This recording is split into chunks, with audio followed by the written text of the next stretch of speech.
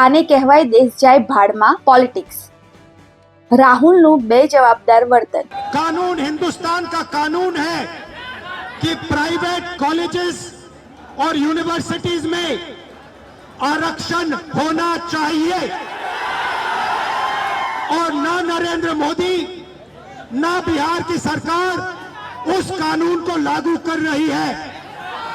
इसीलिए हम उन पर दबाव डालेंगे और जब तक, मैं बता रहा हूं, जैसे मैं यहां आया हूं ना, रोक नहीं पाए वैसे ही नहीं रोक पाएंगे जब तक इन्होंने प्राइवेट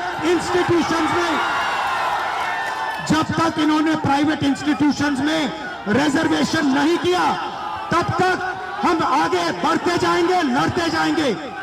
क्योंकि आप 90% हो, आप अपनी स्ट्रेंथ समझो।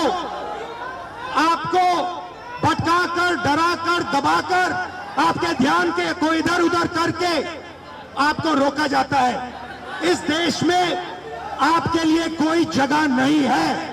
75 વર્ષમાં રિઝર્વેશનથી ગરીબી કેમ ના હતી કે ઘટી? ફક્ત ભારતમાં જ કેમ રિઝર્વેશન?